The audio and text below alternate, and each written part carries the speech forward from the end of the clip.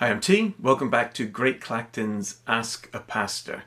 I hope you had a really nice summer. I enjoyed a little bit of time off with my family, but I'm very excited to be back with you at Great Clacton Parish and in these videos. So just as we did last term, we're going to be looking at questions that some of you have asked, and either I'll be answering them or I'll get in some of the other ministers and pastors from Great Clacton Parish to help out. Today, we're going to start a new series where we're looking at the Bible.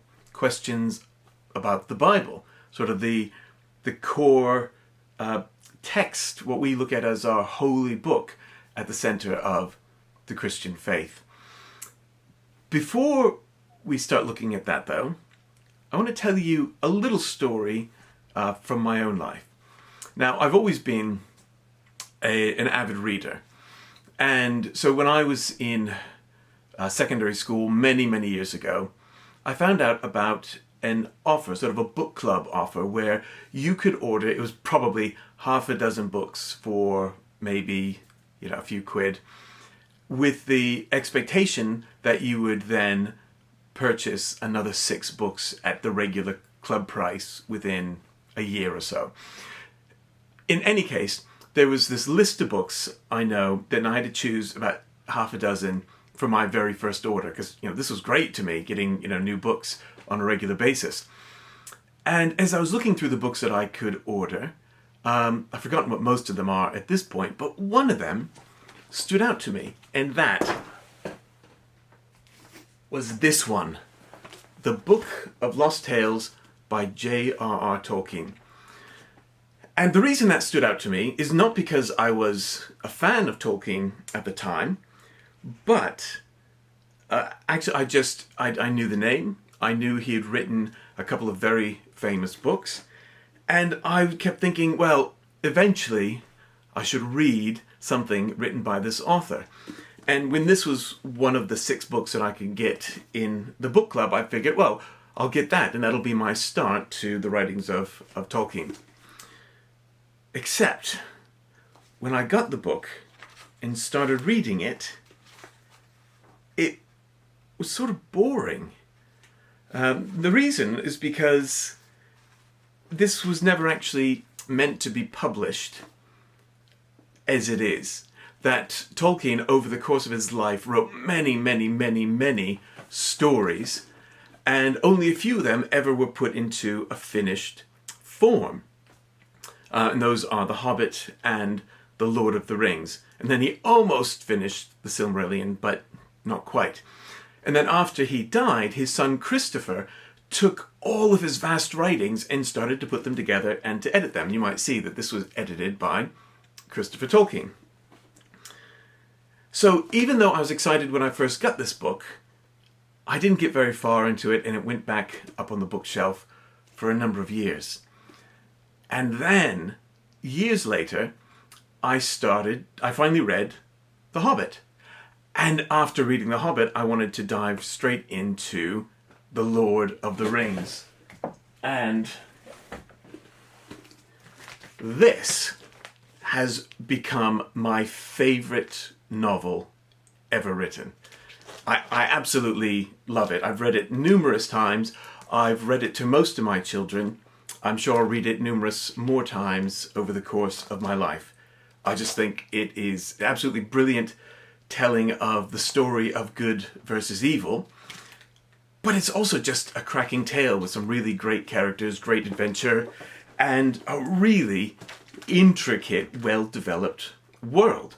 Because, as I said, Tolkien wrote many stories over the course of his lifetime, and they all tied in together. And really, it's in The Lord of the Rings that he ultimately took all of his various threads of storytelling and put them together into one epic story. So after having read this and falling in love with this, sort of the heart of his mythology, then I went back to the Book of Lost Tales. And I loved it. And the reason is that this is a terrible place to start if you haven't read any Tolkien, because all it does is it shows where the Lord of the Rings fits in to his mythology and sort of tells some of the backstories to some of the characters or side stories about some of the places and things that you find out more about in The Lord of the Rings. But if you don't know that central story of The Lord of the Rings, if you do not know the key characters, then so all the names and the places in this book aren't really going to mean a whole lot to you. And let me give you one more example of that. Many of you will have heard of The Lion, the Witch, and the Wardrobe. They've made a film of it a number of years ago, but it has been a best-selling book by C.S. Lewis for many, many, many years. And it's just one of a series that C.S. Lewis wrote, which are the Chronicles of Narnia. Narnia being the imaginary land where The Lion, the Witch, and the Wardrobe takes place. And because it's also a really popular series, they have, rather than just selling them, 7 separate volumes, they've collected them into a volume that has all the books in it. And I've been reading this to my children. But there's a problem I think they made when they made an editorial choice in how to put these books together. Because the first book that was written is The Lion, the Witch, and the Wardrobe, the one that everyone has heard of. But Lewis also wrote a book that was a prequel to that, which was called The Magician's Nephew, which was about how Narnia was created in the first place. And because that book took place first in the timeline, they went and they put it first in the book that collected them all. The problem is, if you don't already love Narnia, it's kind of dull and not that interesting. Because really what it does is it sets the scene or gives you more background information if you already love the story of Lucy and Susan and Peter and Edmund from The Lion, the Witch, and the Wardrobe. But if you don't know their story, you kind of wonder where it's all going. And it's not really that great a story on its own. So I think it was a really poor decision to put that at the beginning. Now, as I said, this is Ask a Pastor about the Bible. And you might be wondering why I'm going on and on about books in the order of reading books when we're talking about the Bible. Well, the reason for that is that the Bible is not just one book. The Bible is a collection of 66 different books that were put together by different people, by different groups of people over the years. But the books that make up the Bible, these 66 books, were written over the course of more than 1,500 years. There's a great span of time over which they were written. And mostly, when we open up our Bible, they're mostly put there in chronological order, that the Old Testament tells about the things that happened first, starting with the very creation of the universe, and then you go through the history of God's people, Israel. And then in the New Testament, which really isn't towards the very end of the Bible, do you get to the life of Jesus, who lived 2,000 years ago. Now, what I think is an editorial mistake that that Bible publishers have made, it's the same mistake that the people who published this book of Chronicles of Narnia made, and the same mistake that I made when I tried to read the Book of Lost Tales before reading Lord of the Rings, is that there's the expectation, if you just open the book of the Bible, start at the very beginning, the book of Genesis, and read through, some of it might be interesting. You might recognize some of the stories from Genesis. But ultimately, it can get a bit boring. Because the Old Testament is the history of the Israelite people. It's about God's relationship with them and about how God would bless the whole world through them. But until you understand what the core of the story, what the really epic tale is that the Bible goes about to tell, then most of what you read in the Old Testament isn't going to mean a whole lot to you. Until you really love the central story, then all of the additional stuff that's put in there, it might seem a bit dull or unimportant, or you might just not understand it. And so all of that is to set up the question for today, which is, if you're going to start reading the book, or reading the Bible, where should you start? That's the question. And the answer that I'm going to give is, do not start at the beginning. You might get through it. You might be really, really keen on reading the Bible. And so you make it all the way through the Old Testament, which would take you quite a while, and still be enthusiastic when you get to the New Testament. But I would be willing to bet that that's not most of you. Most of you want to get to the heart of the story, the real meat of what the Bible has to say. And that you find in the New Testament, and in particular at the very beginning of the New Testament. That there are 4 books at the beginning of the New Testament which are known as the Gospels. And the Gospel just means good news, because that's what it is. It's good news, and it's not just good news, it is the best news that you will ever hear. And it's the story of the life of Jesus, God himself, who became human like us to show us the great love that he has for us, and then went on to defeat death so that we need never fear death ever again. It's an amazing story, and the best thing is that it's true. It's the true story of how our Creator loved us so much that he chose to become one of us, to live and die and love and suffer as one of us. And it's just an amazing story. I can't, unless you've read it for yourself, unless you've experienced it for yourself, there's nothing that I could say that could do justice to it. So my suggestion to you is, if you're starting to read the Bible and you don't know where to start at the beginning of the New Testament with the Gospels: Matthew, Mark, Luke, and John. And it really doesn't matter which order you read them in. They really are just 4 different men's account of the life of Jesus. And because each of these people is writing to a different audience and for different reasons, then some of the things they write will be the same as the others, and some of the things will be different. But if you read them all together, you can get an even more complete picture of who it is that Jesus was. But even just reading one should be enough to give you a sense of who Jesus is and what his life was like here on earth 2,000 years ago. So that's the good place to start, with the Gospels: Matthew, Mark, Luke, and John. And once you've read those, actually I would recommend that you continue to read them. Just go back and read them over and over and over again throughout your life. No matter how familiar you think you are with them, I guarantee that you'll find something new about Jesus, about his character, about who he is, every time that you read them. But once you've read them a few times, you might want to explore other bits of the Bible. And I think the next most natural thing to read would be the book of Acts, which is the 5th one. It comes right after the Gospels. It comes right after John. And Acts is just it's the sequel to Luke. It was also written by the man called Luke.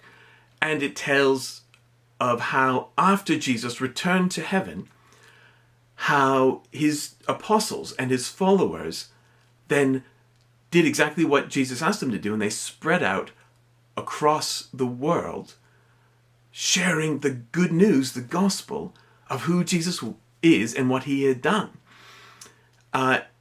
And it's a real encouragement, I think, to see that even in the face of adversity, that God's word always prevails. And it's a great encouragement to see how passionate these men were, and a number of very prominent women were, about sharing this good news with everyone that they came in contact with.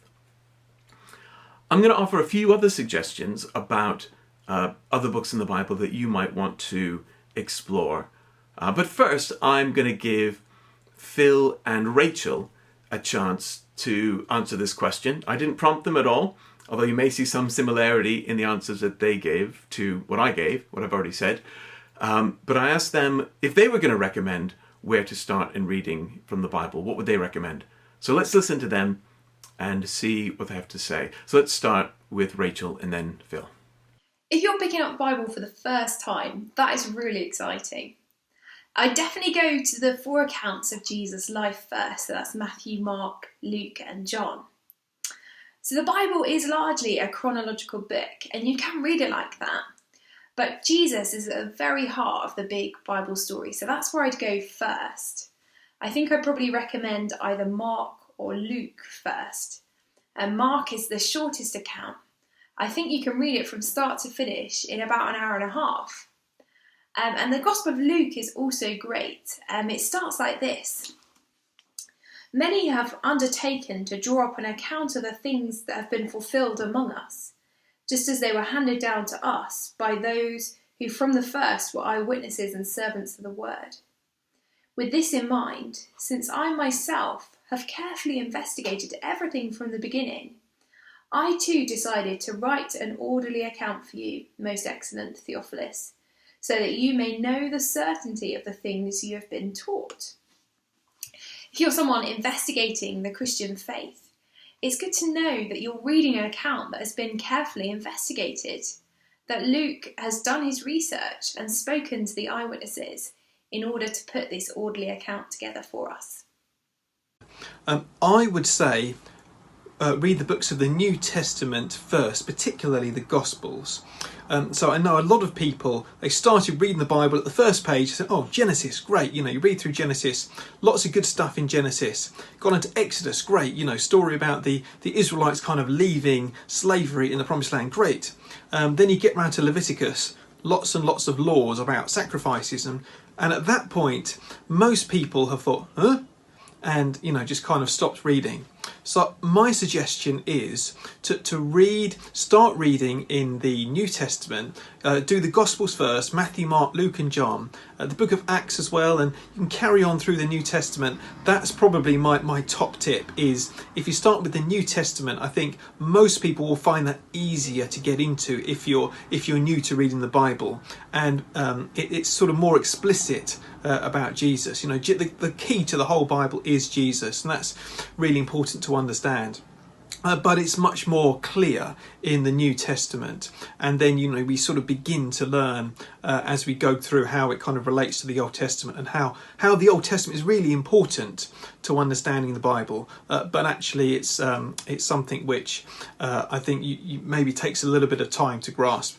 But on that note, I think you may find it really helpful to have a guide to help you, and if you want books, books can be really helpful in understanding the Bible. And there's one I just recommend now, and this is called Through the Bible Through the Year by John Stott. And this is a really helpful book which just kind of takes you through the Bible, and it's got a little bit of the Bible to read every day, and it's got a little explanation about it, and it takes you, I think one for every day of the year. And this is a really helpful book, and it will just help you, I think, get into the Bible. If you're completely new to it, then it may be better actually than just starting out reading the Bible kind of completely from scratch, but reading it with someone who's a good Bible teacher and who can help you understand. That may be a good thing to do as well. So that's my suggestion. Thank you very much, Rachel and Phill. And I'll let you know that I am going to put a link in the description of this video to a site which is called Abe Books. That's where I prefer to go when ordering books, because what it is it's a collection of booksellers, actual real physical booksellers, who will put the books that they have for sale online.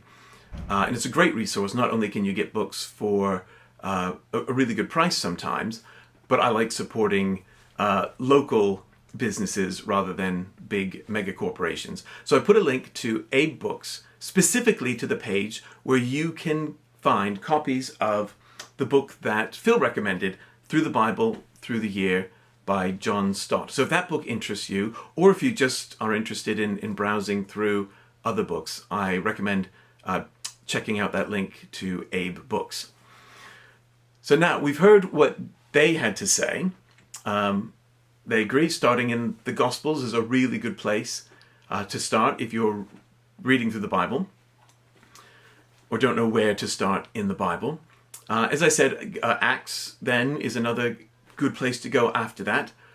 But once you've sort of read the history of the life of Jesus and read about what his apostles did after he returned to heaven, and you want to explore more, then you have a few possibilities. You might stay within the New Testament, and most of the New Testament after the book of Acts is made up of letters.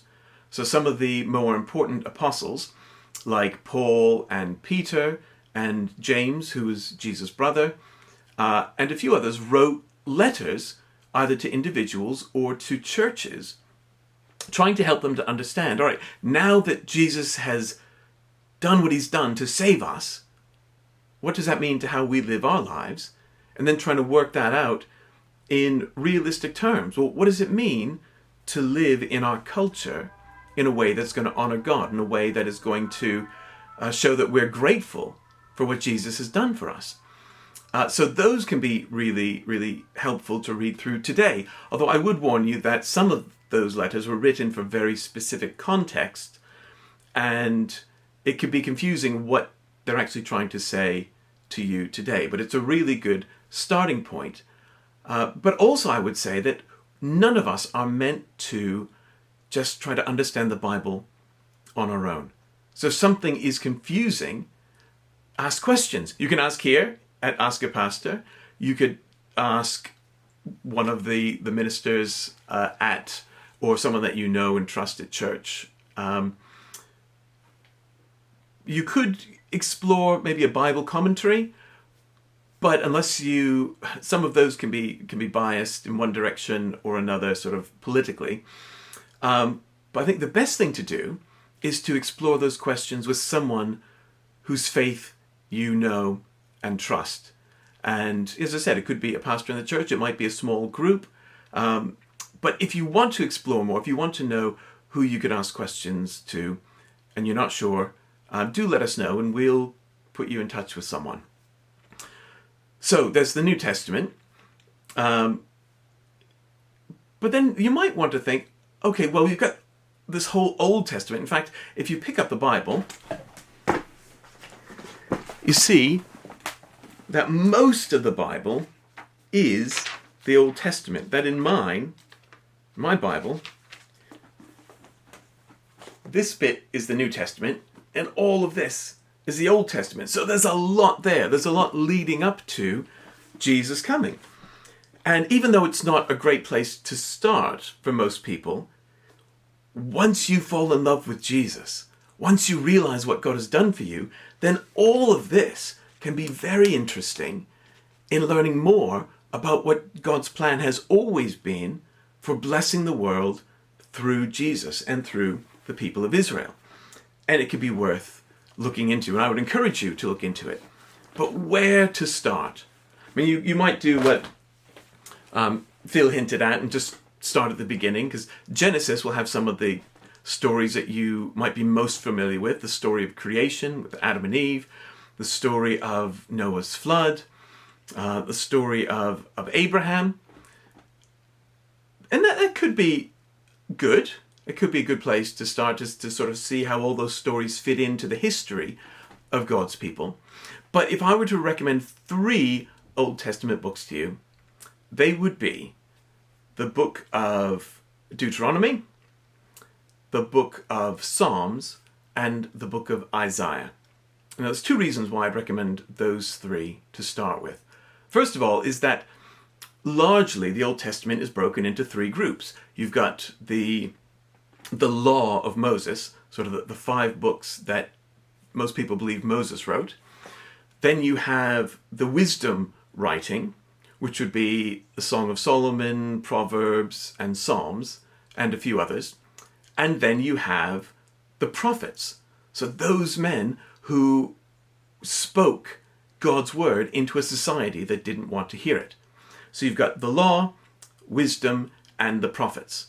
Largely, the Bible's the Old Testament is broken into those three sections. And so Deuteronomy comes from the first section, the law. Psalms comes from the second section, which is the wisdom literature. And Isaiah comes from the book of the prophets. So if you just read those three, you're getting a sample of the law, the wisdom, and the prophets. But there's an even bigger reason why I recommend those three to start with. And that is because those are the three books of the Old Testament that Jesus himself quoted from the most. As you read through the Gospels, you'll see that Jesus is constantly referring to things that were said in the Old Testament. And the books from the Old Testament that he kept referring back to the most were Deuteronomy, Psalms, and Isaiah. Deuteronomy is good because it lays out what was the law for the Israelite people. That doesn't mean that not everything you find in there would be something that you as a Christian today would need to abide by, but it gives a really good idea for seeing, well, at that point in time, how did God want his people to live? Because that can give a clue to how we should live our lives today. Psalms is really good. I absolutely love the Psalms because not only are they just beautiful, but whatever it is that you're feeling on any given day, I guarantee there is a psalm somewhere in the book of Psalms that will express that. And the more you know the Psalms, the more you see the emotions, the thoughts that are expressed by the psalm writers, then the easier it is to go back to that, no matter what you're feeling. If you want the Bible to speak to how you're feeling at a particular time, whether it's joyful or angry or sad or confused, there's a psalm about that, and you can go to that and you can read it, and you can read it to yourself, you can say it aloud, you can pray it. The Psalms can meet us wherever we are in our emotions. So it's a really good thing for you to get familiar with. In fact, I encourage you to read a psalm every day. If you want to dip into the Old Testament straight away, read from the New Testament, read from the Gospels, but maybe read a psalm or two each day as well to start to familiarize yourself with those. And then finally you have the book of Isaiah. And Isaiah was a prophet who wrote during the Old Testament times about how God would bring judgment on his own people because they turned away from him. They didn't trust him anymore. They didn't follow him. But it also speaks of hope and promise that God was going to send a Savior, a Messiah, a servant who would save his people. And that person is Jesus. And so familiarizing yourself with that helps you to appreciate the story of Jesus even more, because you can see that God had been promising Jesus would come and the things that would happen to him and the things that he would do hundreds and hundreds of years before he was even born. And it helps to solidify the idea that the Bible is not just some random assortment of different books that somebody's thrown together, but actually it lays out and has laid out from the beginning what God's plan for salvation has been, and that he always knew that he would come in the person of Jesus to be our Redeemer. So those are my suggestions. Start with the Gospels, maybe then go into the rest of the Old Testament, New Testament, and then when you want to explore the Old Testament, go with Deuteronomy, Psalms, and Isaiah. Maybe Genesis if you want to get a taste for what's the early history as laid out by Moses. So that's what I've got for you today. Next week and the weeks following, we'll start to look more at, all right, well, who actually were the people that wrote the books that have ended up in the Bible? And who is it that chose these books to be in the Bible? And as always, if you have any questions, please do let me know. You can send an email to me or to Mark, and you could also just leave a comment in this video. And especially if you've got a question about the Bible in general, maybe ask that in the next few weeks so that I can cover it this term as we're looking at the Bible. All right? It's been lovely to talk to you again, and I hope to see you again soon. God bless.